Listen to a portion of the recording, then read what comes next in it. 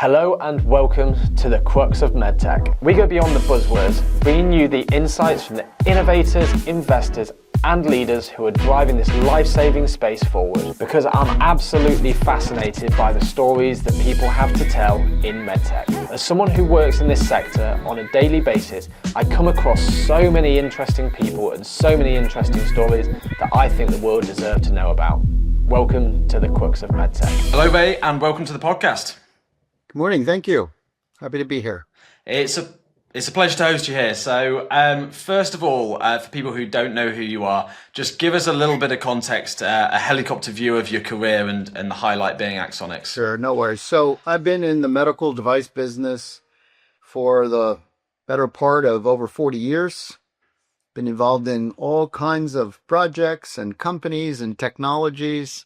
I've never worked for a large company in my career. It's always been on the entrepreneurial side, small company side, happy to create products and have them be acquired by the larger companies. But, I'm not particularly keen on being involved in large bureaucratic companies, So that's been, the main focus for me. Wide variety of technologies, everything from cardiology to urology. I'm not, focused on one particular clinical indication or area. I think in terms of your question about Axonics, Axonics was founded by myself and two other colleagues in early 2014. And we took this project from literally a whiteboard all the way to going public and generating nearly $500 million of revenue over the next number of years, and then sold the company to Boston Scientific in early 2014. And then the deal closed in November 2014 because the FTC, the United States Federal Trade Commission, decided they wanted to review the deal. And that took nearly probably 9 months for them to go through the review and then to get it closed. So the deal finally closed mid-November 2024. And then following that, I got involved in a number of other projects, which we can chat about. So since Axonics then, because that story's been told on a couple of medtech podcasts, and Omar did a great job of telling your story previously. So I don't want to dwell too much on that. I want to talk about what's come next. So give me a bit of an idea about post Axonics. You've got lots of different board seats. Like, what's your selection criteria, and what's taking your interest, and why? Well, what's driven the decisions, really? Sure. Look, I think that one has to be careful about what projects they get involved in. As you can imagine, if I lend my name and expertise to a project, I kind of own it, right? So you got to be careful, right? So I'm focused on significant clinical problems that heretofore don't have a solution, or the solution is substandard. And that's an important criteria. The other very important criteria, of course, is the people involved, right? I want to only work with people that I like, that I respect, that are hardworking, that, have the intelligence, the creativity, and everything else to go along with it. So I think it's what is the project about? What is the clinical indication? How big is the addressable market? Not the fantasy market, but, what could be serviced with this technology. And then, of course, the people. So those are the parameters. And what I found is that it's important for me to do the diligence right up front, so that, I don't get involved in things that I find out later, there were some issues that I didn't know about. So that's been, generally, if, big picture, that's been the criteria. Yeah. Diving into doing the diligence up front, was there any lessons that caused you to need to do more diligence, or did you make any mistakes that kind of got it to that point? Yeah, I just think that, there's you got to know what questions to ask, and you got to dig deep, because, you find out stuff that, it's just surprising, right? So, but to your question that you asked earlier, what else have I been doing? So when the Axonics deal closed, I had been on the board of an Israeli-based company called Sonovi, and it's a company that had developed a renal denervation device. This is a device treatment for hypertension. Hypertension is if you had to pick one particular area, I mean, that's the biggest, probably the single biggest medical problem in the world for all humans. Is magnitude of the people that have hypertension is significant.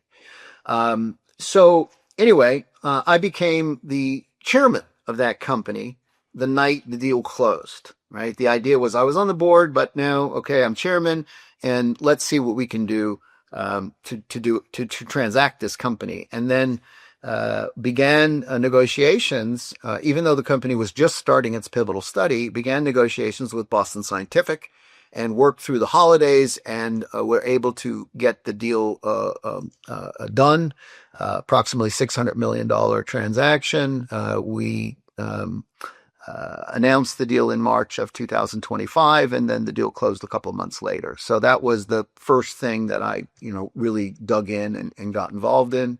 And then at the same time, in March, I became chairman of a company called Nalu Medical, which is a device treatment for peripheral pain. So in other words, we're not talking about back pain per se. We're talking about elbows, wrists, shoulders, knees, and so forth. It's peripheral nerve stimulation technology. The company had been around for quite some time, had ramped its revenue to about almost $70 million annualized. And we were fixing to take the company public. Fixing, by the way, is planning.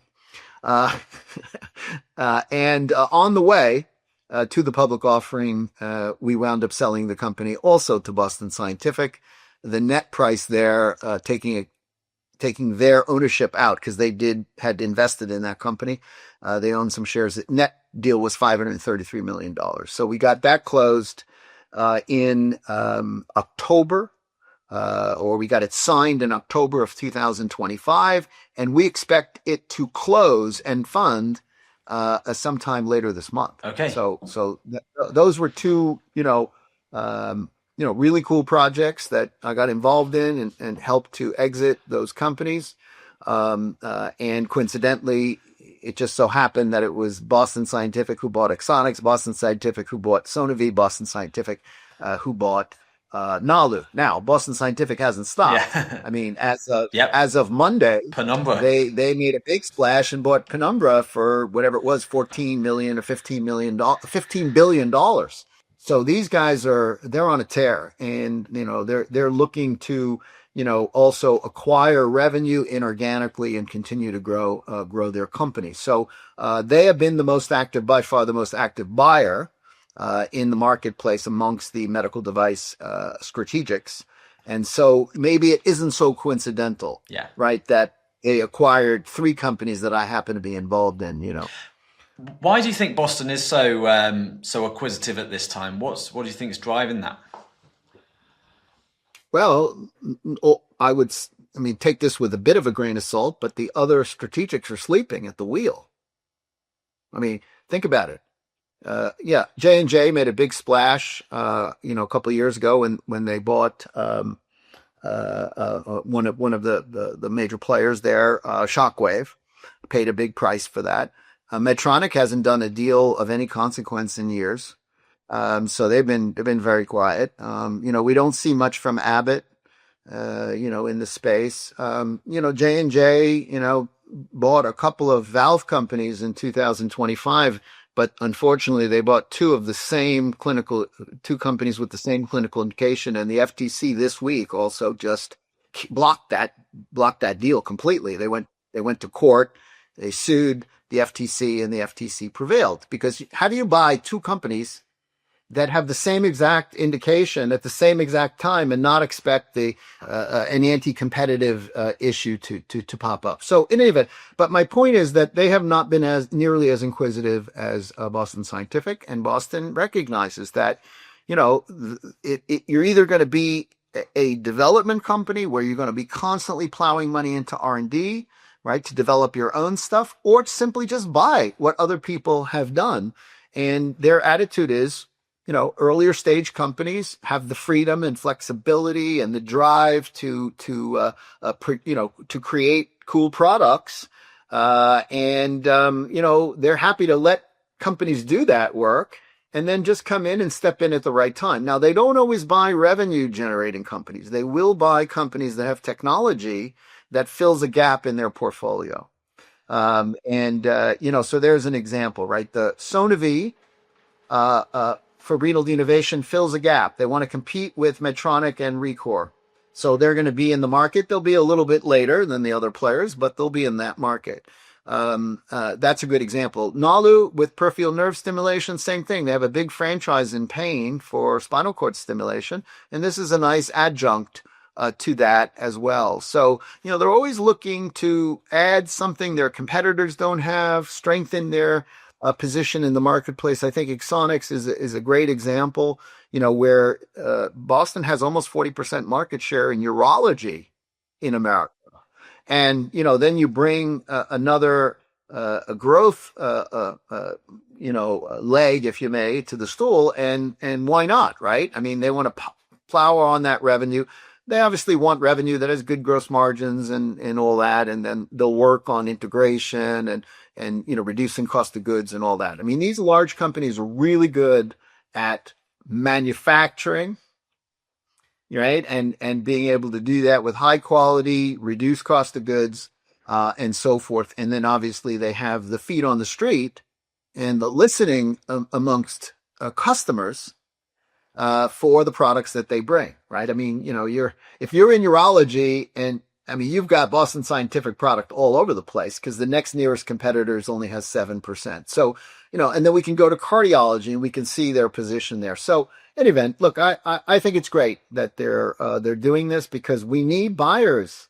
How do you circulate the money, right? If venture capital is investing early on in these companies, you got to get a return back for the VC money so that it can recirculate, right? So it's really important to have these buyers because IPOs are far and fewer between. So you need a healthy IPO market, and you need a healthy group of buyers out there in order to make this whole a system, if you may, work. Yeah. So, and arguably at the minute, IPOs are not an attractive place for founders or their boards. There's been a couple, but there's been nothing that's really been like a blockbuster IPO where, they've just got it right. I would say I would debate. Go on. Because Kestra Medical, okay. Kestra, stock symbol KMTS, was by far one of the more successful IPOs in 2000. Well, it was very successful IPO in 2025. There were a couple, and that company has done, really well, and, continues to grow, and the stock price is moving nicely as well. So the point is that, look, an IPO is going to get done. The point is, what happens after the IPO? Does the company have the goods? Do they have the management? Can they grow at a rate which investors want to continue to buy the stock? These are the things. And so it's it's not as robust. The IPO market is not as robust as people in our industry would like to see, but it wasn't too bad. It's not too bad. You know what I mean? If it's a good way to get access to large amounts of capital, right? That general comment. When companies kind of raise about $100 million, if you raise $100 million from venture, you kind of you're hitting your head up against the ceiling then. And so where do you get the next big bolus of capital? It's got to come from the public markets. I mean, everything I say, there's going to be 4 examples to make me wrong. Okay. Right. But the point is, as a general overview, I think that those statements hold. Okay. And I agree. There's definitely outliers that have successfully IPO'd, but a lot of the founders or CEOs, they're not choosing to do it because it's not as attractive as, well, let's stay private for longer. Let's wait out the markets. Let's see how things are in 2026. And so, that's kind of my point, is that I'm sure there's outliers. Kestra, Heartflow, I think was quite a nice one as well. There's outliers within that, but overall it feels like founders, CEOs like, let's put the brakes on and let's see where this market goes? Yeah, well, look, I hear that. I mean, the markets are always going to be a little bit choppy. I mean, AI has got, everyone's enamored with AI. I'm old enough to have seen this before, by the way. It was called the internet. Okay. Okay. There was a big bubble then, and we'll have to see. But a lot of capital, too much capital is flowing into AI, in my view. Med devices, biotechnology, are more, look, biotech stuff or pharma stuff is hit or miss. You never know, right, with those things. But medical devices are steady, they're tangible. What I'm Yeah. saying? So it's a safer bet for institutional investors. So you do see sector rotation in the public markets. You see sometimes the money flows to, medical device, and the whole sector will rise. And then sometimes the whole sector will go down as people are plowing money into technology, when I say technology, I mean, AI and all that. So, but I would say to you this, I'm a big fan of taking companies public. This is the way to create, to allow liquidity for founders and executives and employees. That is very attractive. Now, you need to have the goods. You don't have the product, it's not going to fly. But you also need a management team, particularly the CEO, needs to be comfortable talking to institutional investors and willing to spend 25 or 30% of their time on Wall Street. And when I say Wall Street, I mean, New York, Boston, the whole thing, and Europe also. I mean, there are a lot of very legitimate institutional investors, whether it be, UK, Switzerland, wherever it might be, right, all over the place in the Nordics. But if the CEO is not comfortable out there talking about his company, telling the stories, painting the picture of the future, right, explaining what the vision is and how we're going to make that happen, if they're not comfortable with that, they shouldn't be going public. Okay. Because sometimes they don't understand that that's part of the job. It's like, oh, I just want to run the business. Well, guess what? Then you want to put your head down and run your business. Okay, that's great. God bless you. But you're not a public company CEO. Yeah. I hear you on that. Right. So that's the key. But how else? Let me ask you the question, Henry. How else do you get liquidity? If I'm a founder or I'm an executive in the company, I've been working, my knuckles to the bone here for years. When do I get the payday? Well, because people do this for the equity. Yeah. They do it for the equity, not for the cash, right? And so how do you get liquidity? You can't wait around for your company to be bought. Like, come on, those are rare deals, right? Rare. And so, the public markets are a really good way to do that. To access capital, number one, that's the number one reason why you should do it. And then two, ultimately you continue to perform post IPO, you then have an opportunity to sell some of your shares in the public market and bring some money back to your family and for the hard work that you've done. So I'm a big fan of it, but once again, you got to know what you're doing. Okay.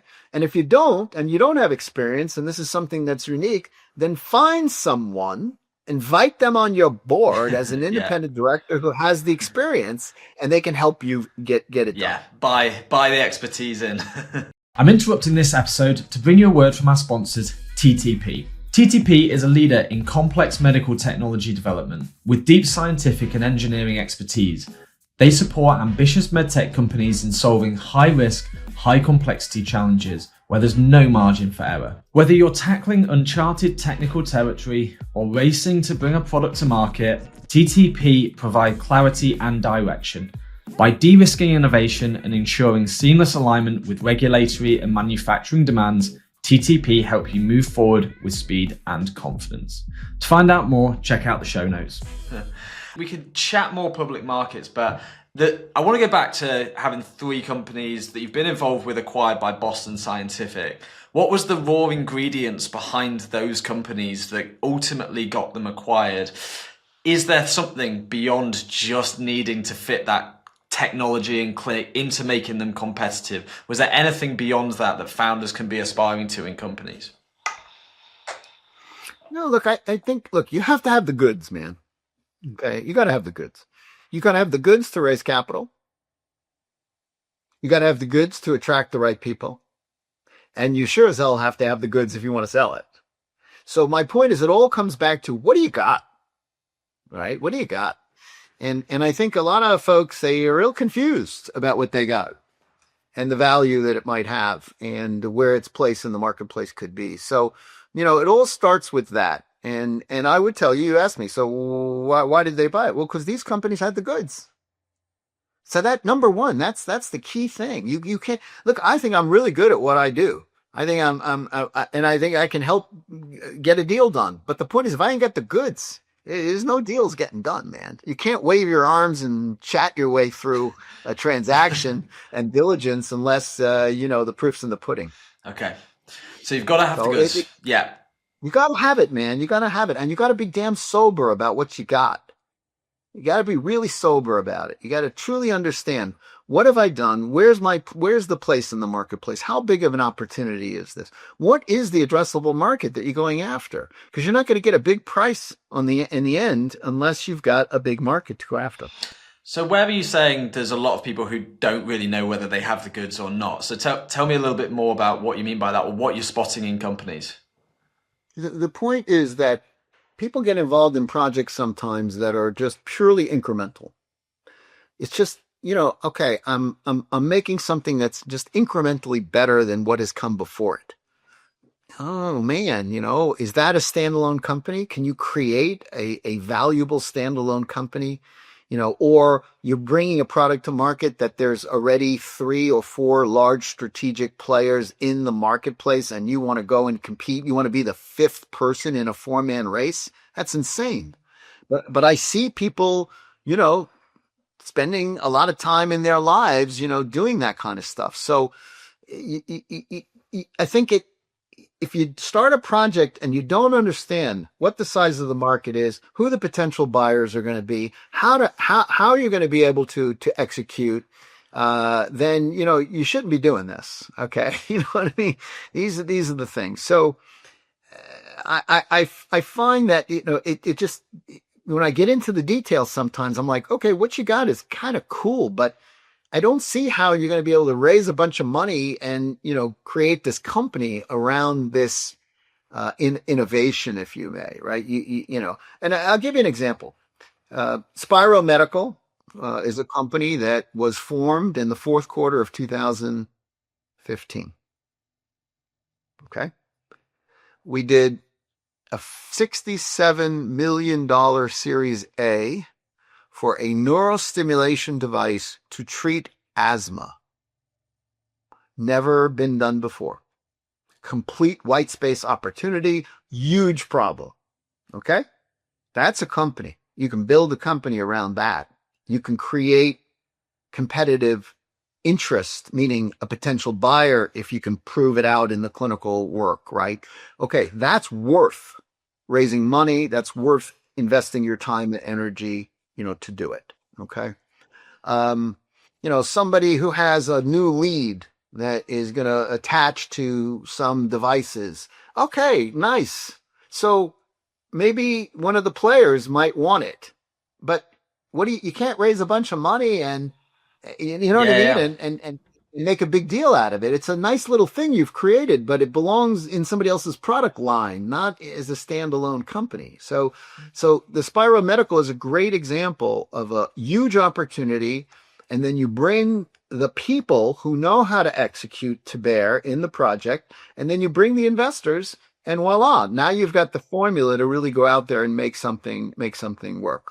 Okay. So that transaction got done in December. Right. And it got announced, I think, this last week. Okay. At the same time, I also got involved with another company, an Israeli company with really cool technology called BioBeat. And BioBeat has a patch-worn, cuffless ambulatory blood pressure device. Okay. Heretofore, for the last 40 years, the only thing that was available was a belt-worn device attached to a cuff that inflates every 15 or 30 minutes. People hate it. I mean, this is crazy. You're going to run around for a day with this thing inflating all the time. I mean, you don't get compliance, you don't get accuracy, and so on and so forth. So here, this company has come up with a completely different approach, a better embodiment to be able to make this kind of a product more available and used by more patients to diagnose accurately whether you have hypertension or not, and then ultimately use it to titrate and adjust the antihypertensive medications. Because how do you know how well things are working? You're going to send your patient home and say, go to Walmart, buy $39, a blood pressure device, and take your own blood pressure. Let me know.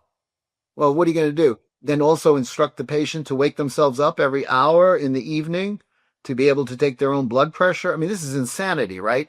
And the point is that if you don't know what the blood pressure is at night as a clinician, you're missing the whole bloody point, because your blood pressure is supposed to go down precipitatively,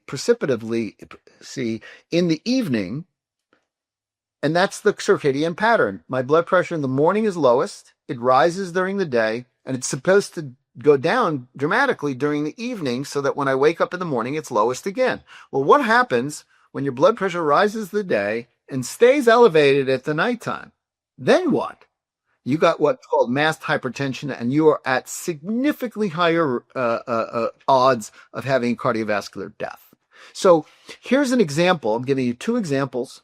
$50 million was raised in the BioBee project, $67 million in the Spyro a project. They were both done in Q4. And those are really good examples, in my view, my opinion, of course, that those are shining examples of the kind of projects that can attract capital and ultimately, with execution can be successful. Okay.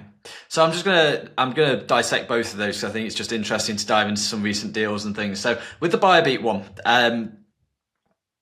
the aim with that is to give more options of treatment plan. If you can track that through the evening, throughout 24 hours, tell me more about what comes after that. What can you enable in terms of treatment, in terms of patients, beyond just the tracking of the device? Well, okay, it all starts with proper diagnosis. Okay. So, when you go to your physician, first of all, blood pressure, elevated hypertension, you don't feel it. You don't feel it. As opposed to many other things. You got pain, you feel it. You can't get to the bathroom in time and you're leaking before you get to the bathroom. Okay. We treated that at Axonics with, urinary urge incontinence. Okay. You know that. God forbid you couldn't get to the bathroom in time in the middle of the night and you leaked urine on the floor, and then you fell and you can hurt yourself, right? So, I mean, it is a serious problem. Anyway, the point is, how do you diagnose properly whether a person has hypertension? You're going to come into the doctor's office. You're going to sit down. A lot of people are nervous. They take the blood pressure. They take one reading. What time of day was it? Was it 10 in the morning or was it 4 in the afternoon? Because I can tell you the blood pressure at 4 in the afternoon is going to be significantly more elevated than it was at 10 in the morning. And then what they're going to do, they take one blood pressure reading and they're going to prescribe you an antihypertensive. That's the current state of affairs. Current state of affairs. Because they're not using ambulatory blood pressure monitoring to send the patient home and look at it over 24 hours, because the embodiment is terrible. The current embodiments are terrible. They don't work well. They're not accurate. And the point is, people are not compliant. All right. And you're not going to get those nighttime measurements. So first thing is accurate diagnosis. Okay. You got elevated blood pressure in the doctor's office. Could be white coat hypertension. You could just be nervous, or it could just be time of day. So send the patient out for 24-hour ambulatory blood pressure, get the report, take a look at it, make a decision. Do they have hypertension or not? Okay. If they have hypertension, okay, now I'm going to, as a clinician, I'm going to come up with a treatment plan for this patient, and it's probably going to be involved with prescribing antihypertensives. Okay. Now that's the next question. How do you know they work? How do you know? You're going to bring them back into your office. You're going to do one static reading, and now you think, patient's cured. Yeah, in the morning, first thing. Right? So my point is that so the tool allows you to better diagnose, come up with an accurate diagnosis, and then also to better prescribe and to monitor or titrate those medications once you've done that. Because here's what I will tell you, particularly if you're a man, and this is more men are affected by this problem than women, those antihypertensives, man, they're not gentle. Okay. Impotence is something that occurs, or ED issues. I shouldn't, you know what I mean? Some ED issues occur. People gain weight. They don't like that either, so, it's not a free lunch, popping these antihypertensives. It's not a free lunch. So you want to avoid that. And that's a lifetime, by the way, of drugs. So as you get older, how many drugs do you want to be adding to you as an individual, right? I mean, my view is I'll take what I need. Okay, right? Yeah, what I really need. Yeah. If you're type 2 diabetic, okay, well, you better take something. You know what I'm getting at, right? Yeah. I mean, otherwise it's going to get worse. If you have high blood pressure and it's a problem not caused by obesity, okay, but actually you have a physiological issue here, a genetic issue here, okay, let's treat that, try to get ahead of premature death, et cetera, et cetera. Well, absolutely. And I mean, if you're taking the treatment for something that actually isn't, you haven't even got the problem, that also brings nicely to Spyro, because neuromodulation and neurotechnology is it's potentially the answer to so many different disease states and things which pharmaceuticals aren't very good for, and all the side effects that we have. You can be very targeted. So tell me more about the modulation for the asthma with Spyro. Sure. So what's the bottom line, right? Right now, there's all kinds of drugs. There's biologics, to treat asthma, but even the best biologics, they have I don't want to say cure rate. They have a mitigation rate of about 30%. Okay. So even the most expensive biologics are not getting the job done. Okay. And you don't want to live your life with inhalers and bronchodilators, all these kinds of things. And then you have terrible, if you have severe asthma, and then you have an attack, and next thing you know, you're in the ER. This is a really tough disease for folks, and I'm not talking about children, right? We know we have issues with young kids and all that, but I'm talking about severe asthma adults, right? That's the point. So the drugs are not great. And I'll just give an example. A biologic will cost about $2,000 per month. Okay. Now, we can get into a whole conversation about medical insurance and who pays for it and how does it get paid and how much are you coming out of pocket for and all these other kinds of things. But that's crazy expensive. And if you're an insurance company and you're got a person who you're basically paying, $24,000 a year, or whatever the actual cost is that they're paying for. The point is, neurostimulation is a one-time procedure. You're going to put a device in the body. It's going to last 15 or 20 years. It's a one-time cost of $25,000 or $30,000. That's it. So if you can get relief in this manner, this is cost-effective. It's great for the patient. It's great for the healthcare system. You know what I mean? So that's the promise. That's the promise of this technology, to fundamentally replace the need for significant, pharmaceuticals or other interventions that are expensive. So where does this go then? Where does this device actually get implanted? So, like all neurostimulation devices, let me not say it that way. This particular device, like a spinal cord stimulator for pain, or the Axonics product, it's a small device that goes in your upper buttocks. Okay. And then you have a lead or leads attached to the implantable device. And then you run that lead up to the area where you want to stimulate. Okay. So if you have pain, you're going to run the lead to the area where the pain is. It's going to stimulate it. It's going to modulate the signals and you're going to get relief. In the case of asthma, you're going to run the lead up to an area has the nerve bundle that innervates and acts on the lungs. Okay. So that's what you're going to do. You're going to run that lead way up, not in the spinal cord, but adjacent to it into that particular area. And then that area is then going to get the stimulation in that on those particular nerves, which then creates the effect that you're looking for. So it's not that invasive. I mean, okay, you're going to put a small device in the body. It's not a big deal, right?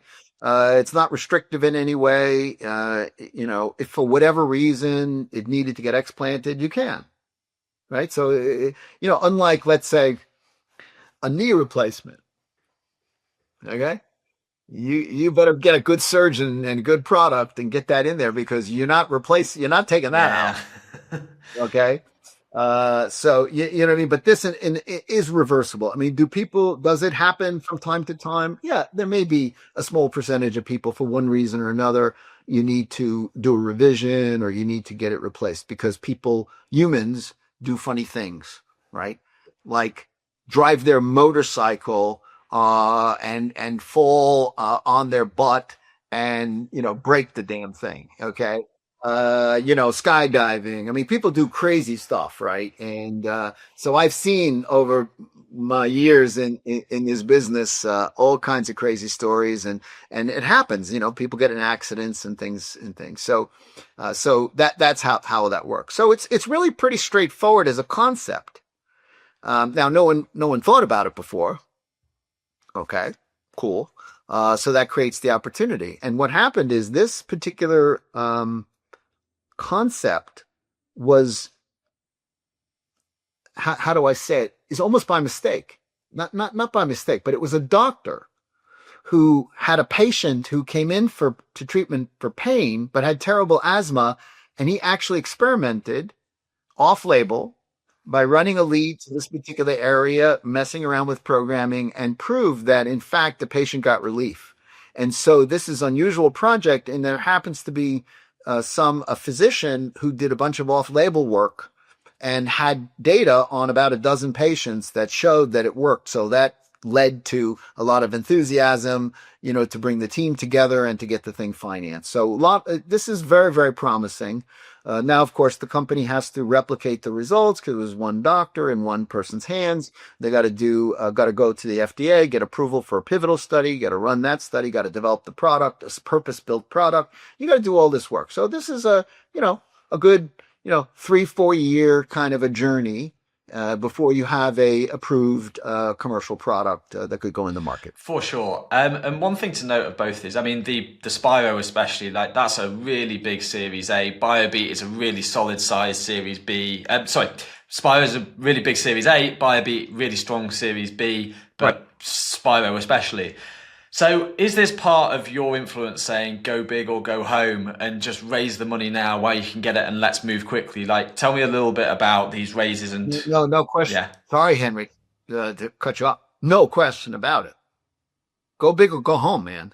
I mean, and raise the capital you need. And you asked me a question earlier about founders and mentality and all that. The biggest issue is people have got someone, I don't know who told them, that dilution is like, I don't know, some sort of disease you should try to avoid. Okay. A dilution is the consequence of raising capital that you need to be able to run your business. I mean, where does the money come from? If you own 100% of something to start, or you got, 3 founders and you all own a third of the company to start. I mean, realistically, management and all employees, typically the market is you're going to own 15, maybe 18%, but it's somewhere between, 12 and 18% of the company over time, over the arc of time. So what are you waiting for? What are you delaying? Why are you playing around, worried about this concept? Raise the money you need and go execute.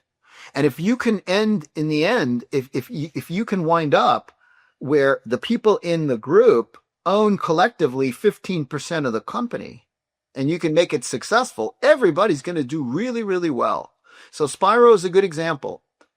We sold 85% of the equity in that company on day one. Okay. everybody's happy. You got the cash, man. And, people have a nice stake in the business. And the point is, if you need to raise more money in the future, you add more options to the pool on a percentage basis. Not complicated, but don't be greedy.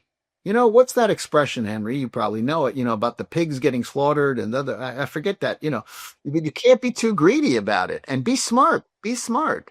I get on stage and I tell people, look, 100% of nothing is nothing, but 1% of $1 billion exit will change your life. Okay. Now, I'm not saying founders should only maintain 1%, but the point is, market says that if you're a CEO of the company, you're going to own 3 or 4% of this company at the exit.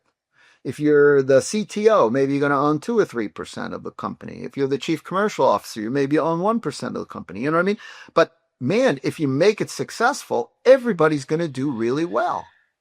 Why do you think founders are so nervous for dilution? Like, is it because they're worried about the control? Are they worried about VCs coming in and then replacing them? Like, what do you think is causing this? Is this what's the problem behind this, do you think? First of all, it's all the above, and it's bad advice. And I tell founders, or early, whatever, CEOs, senior management people, I tell them, your job is, you're going to get a lot of advice from all kinds of people. Your job is to use your judgment to figure out who's giving you good advice and who's giving you shitty advice. Okay. And I don't know what got in the water with this whole dilution thing. I don't know what it is, but I have found that generally speaking, this is a blind spot of founders. And they're afraid, the VCs are going to come in and they're going to take over my company. Well, guess what? VCs don't operate companies. They need management. Okay. They need management, and management needs incentives. Okay. That's the way it works. So it's a grown up, I hate to say it, an adult view of the world, as opposed to some fantasy world that you're living in. It's a fantasy, man. Come on. Now if you're rich and you got all kinds of money, well, you don't have to worry about dilution because you can fund it yourself, right? What is that? 1/10 of 1% of the folks that are out there, right? You see what I'm saying? So, that's my point. Everybody should have a respectable ownership percentage in the company. But the fact is, use your stock to generate the cash you need to create the cash you need to invest in your project, to invest in product development, to invest in the people that you're going to need. The best people don't work for nothing. And they're certainly not going to work for paper. Okay, this is the other fallacy. Well, I'm going to bring people together. We're just giving a bunch of stock. And no, you're screwing it up, man. Your stock is how you raise capital. Right? So I don't know another way to do it. I don't know another way to do it. If you don't have the cash and you can't get the people, how do these things work? I mean, and the problem is that, there were, a few people in a dorm room in Stanford that wrote some software and became, multimillionaires. Okay, great. Well, is that reality? No, that's a unicorn situation. It happens every once in a while. God bless them. But we're talking about tangible things and product development in med devices, a highly regulated industry. Got to do a lot of work, a lot of testing. You got to jump through a lot of hoops with clinical studies and things like that. So it's a big money game. And if you don't think it's a big money game and you're not going to need the capital, then I don't know who the hell told you that. Another quick interruption to tell you about our sponsors, KUKA. KUKA is a global leader in robotics with over 25 years of experience partnering with medtech companies on their journey to market. Their reputation is built on robust technology, reliability, and long-term collaboration. More than a supplier, KUKA provides trusted support throughout the product lifecycle, from development to integration and beyond. For companies exploring robotic solutions, the KUKA LBR Med offers a ready-to-integrate, state-of-the-art option that meets the highest medical standards, without the need to build from scratch. If you want to find out more, then head to the show notes and follow the link to Kuka's website. We work on exec search. I know we spoke about what we do, but we work on exec search. So we get the brief, hey, we want the absolute best. We need the best. We're going to take this mission to the moon, and we've got all the ambition in the world.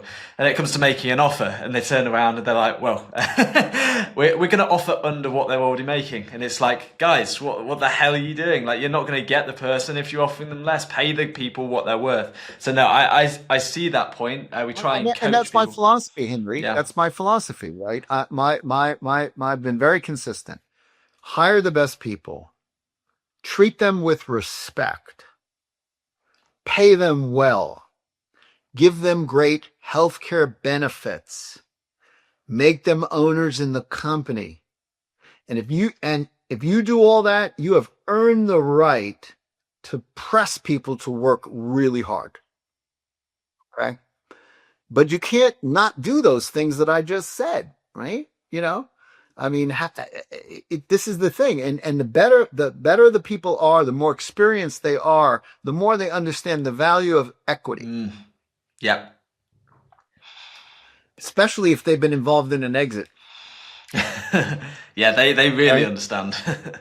And they get it, right? So the point is that, and this is what I say very often, good people can make cash working for anybody. You can work for Medtronic and get paid the market rate for cash. You can work for a smaller company, get market rate for cash.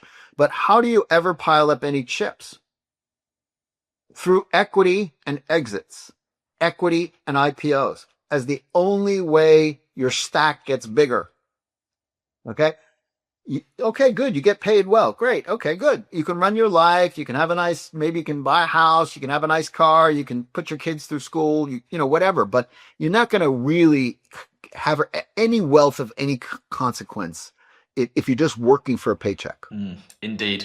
And I want to stay on this talent topic because, I mean, you'll have it for both founders where you want to put your name to their board or be a chair of it, but also when you're hiring for your own team. So how do you spot the people who are genuinely the executors versus the people who are the talkers in an interview? I look at their knuckles and I see if they're scraped up a lot, then I know that they're working hard. Okay. That's a silly comment, but you know what I mean. Do. You need to understand, are these people driven? Are they the kind of folks that, are going to put the effort in, because nothing is easy and it takes a lot of work. You need expertise and all that, but man, it's hard. There is no replacement for hard work. So I am attracted to people that listen to good advice, that take direction well, that are trusting, that working for people know what they're doing, and go out there and bust their pick. Okay. You break enough rocks, you're going to have something to work with. Okay. So really that's what it boils down to. I want people that are really motivated, hardworking, and are going to go out there and make it happen. If you're talking about, you're implying about salespeople, I think, if you're a salesperson, whether you're a sales manager or territory manager, whatever it might be, the fact of the matter is, do you get up every single day, get your clothes on, and go out in the field and go either call on potential customers or existing customers? Do you do that every single day? Or somebody told you that Mondays and Fridays are days that you should sit on your ass in your home and do emails or do whatever the hell people do, expense reports. Okay. Let me tell you when you do expense reports. Saturday or Sunday is when you do expense reports. Okay. You know what I'm getting at? Okay. Everybody needs to do expense reports. I get that. Right. But do it in the evening, do it on your free time, but get your ass out in the field every single day.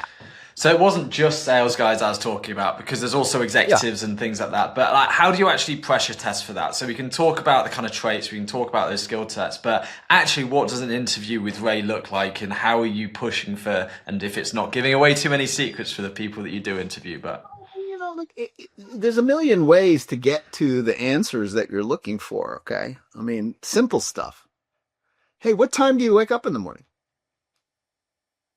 What's your philosophy in terms of how many days per week, or how many hours, or this. I mean, you can ask a million different questions to get to the crux of the matter. Although, Henry, when you talk to people and you're used to talking to people, you can pretty well read them and get a good sense. Are they full of beans or not, right? Are they authentic? Are they transparent? Are they open? Do they ask the right questions, right? On and on. I mean, in an interview with Ray, here's the question you better not ask me. So, Ray, how many weeks of PTO am I going to get? Okay. If you're concerned about PTO in an interview, I'm not hiring you. Okay. Bottom line. Okay. I mean, that's a crazy question, and you'll get that question. No, I'll tell you, I've had, so we're hiring in our team at the minute, and I got a message on LinkedIn saying, hi, what's the salary? And also, what's the hybrid working arrangement? And I was just like, that's not the way to open this. There's a way to start in my team, and that's definitely not it. Right. So there you go. Right. I mean, we all understand. It's all the same stuff. So I don't think there's any magic to any of this. I think you just got to have a good feeling about people. You got to be, you got to, in an interview, you got to kind of get people comfortable, get them to talk freely. I try to do that, make a few jokes, so on and so forth. So it's kind of funny you say this because, I haven't, it's been, I mean, I don't know, 15 months, 18 months since I've actually interviewed anybody, right? You know what I mean? In terms of actually hiring them, because the people that have come to the projects at Spyro Medical and at BioBeat, these are my colleagues that have just kind of moved over, and that's been the secret weapon for me is that, over the course of a number of decades, I have been able to attract and, a number of people who've proven their ability to execute and have had a good experience, and they want to continue, and they're open and interested in what's the next new thing, and so forth. So they're enrolling themselves in projects. Okay. That's a little distinction with that word, right? We enroll ourselves in certain things. Well, we give ourselves to that project or to that, whether it's education, you enroll in a college, in an MBA, you enroll, right? You freely are saying, yep, I'm in. Okay. And so forth. So that's the thing. You got to get people to understand this is more than just a job. If you just want a job, go work for somebody else. Okay. If you want an experience and you want to be part of a mission and you want to be part of a team and you want to, and that's what excites you. Yeah. Great. Now you're the kind of person I want to spend time with. Very good. Before you built a reputation, how did you magnetize people towards you? How did you start to bring those top performers into it? Because there's going to be people sat there who are potentially listening to this who, for the first time, they're trying to get these amazing people to join them on this mission. So apart from any of the kind of logistical, pay them really well and things like that, but how do you actually get them involved and behind your story? Well, look, I think you have to be a good storyteller. Okay. I mean, that's number one, right? You got to paint the picture. You got to create the vision for people, to allow them to enroll in it. And then you have to set the example and you have to set the pace. Okay. So early in my career, I would tell you, I was the first person every single day when I wasn't traveling in the office. And I'd park my car in the most obvious spot you could imagine. So when people came to work, they're like, oh shit. That son of a gun's working already. Okay. You know what I mean? You have to do that. You got to set the pace for people. Here's my comment on a Friday leaving the office. Thank God it's Friday. Only 2 more work days this week. Okay. You know what I mean? People are going to follow the leader. You have to set the example. You got to set the pace. You have to show what is, what's acceptable, what's not acceptable. People are watching. They are watching and they're looking at the leaders and they're saying, how are they operating? Are these guys in here busting their pick? These guys and gals busting their pick every single day, man, working really hard, displaying good judgment, communicating what's going on, being transparent, being authentic. You know what I mean? That people are watching. And here's the point. You have underperformer on your team and you think, oh, I don't want to fire this person and, blah, blah, blah, and all this other. Yeah, guess what? You created a cancer. If you don't carve that cancer out of your company, everybody's going to get it. Okay. And that's the point, right? It's the tone from the top is the single most important thing. It's exactly true what people say. Tone from the top matters. You got to set the pace. You got to be able to provide the example for people to follow, right? If people want to say shit about me, they can say a lot of stuff, but I'll tell you what they won't say, that somehow I don't work hard or I'm not one of the hardest working people they've ever met, right? I'm out of that. Okay. I mean, that's how we all created something I don't care where you are on the planet, right? Nothing happens. Yeah. Okay, great. You happen to be born to Elon Musk. Okay. God bless you. You got a silver, you're Donald Trump Jr. Okay. You grew up with a silver spoon in your mouth. Okay. That's not who we're talking about here. We're talking about the vast majority, right? Of people on this planet. You better be clever. You better be educated. You better be working your butt off. Otherwise, unfortunately, that's us as humans, right? I mean, we have, there's no other way to do it. At least I don't know. I don't know of another way to do it. Okay. So there's usually behind such an insatiable drive and such a work ethic, there's something usually there's a moment or there's an upbringing thing that's caused that. What in your life gave you that drive and momentum? Because it's quite clear that like that work ethic is just something else. Well, look, as an American, the enlightened people all realize we're all immigrants. Okay. My grandparents were immigrants. Okay. They came to the country with nothing. This is not a unique story, right? Immigrant is not a bad word. Not at all. Okay. Well, at the moment, it appears to be a bad word in America, okay, based on the current administration. So the point is that I watched my grandparents, particularly my grandfather, do manual labor to be able to support his family, right, and so on and so forth, okay? I watched my parents do manual labor, okay? I saw that growing up. Yeah, we had food on the table, okay, but we didn't have money, right? I had never been on an airplane. Now, granted, I'm 66 years old, but the point is I was never on an airplane until I graduated college. Okay. So, that's what drove me is like, I'm not doing manual labor. I am not going to be a manual laborer. All right. So I'm going to go to school. I'm going to get education. And so on and so forth. So I think that, that's kind of the genesis of it, wanting a better life. Right. And then, for my children, I mean, obviously we all want a better life for ourselves, for our children. And now I have 4 grandchildren. I think about my grandchildren. Right. And the point is, people say to me, Ray, what are you doing, man? You've done really well. You've made some money. Why don't you just relax, go to the beach or go fishing or some shit, right? Well, okay, I'll try to do a little more of that. But in the end of the day, I enjoy what I do. I'm privileged to be in the medical device business.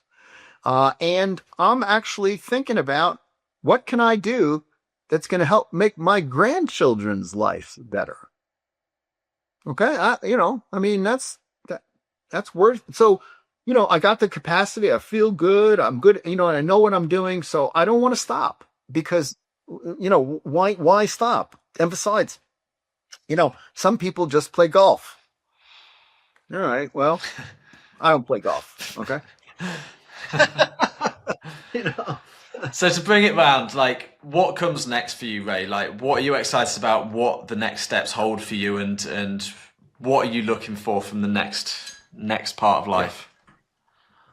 So, for me, it's this transition. What I'm not doing and is being an operator, being a CEO and dealing with every detail on a daily basis. Okay. So I've said, look, I've been offered CEO jobs after Axonics and I've said, respectfully, thank you, but I don't want to do that.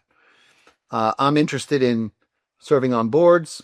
I'm interested in helping entrepreneurs raise capital, get the right strategy, things of that nature. I think that's a really good role for me. I can give back. All right, we're doing a podcast today. This is fine. I'm trying to share some things with folks. I've been on the speaking circuit. I'm happy to share people. Hey guys, this is what works, don't listen to this other BS about dilution or this, that, thing. So I'm okay. I feel good about that. And people can take it or leave it. Right. But I'm trying to give back a bit. Okay, I'm trying to give back a bit. I'm trying to share my experiences and also I'm trying to help others be successful. Now for me, it starts with my colleagues, number one.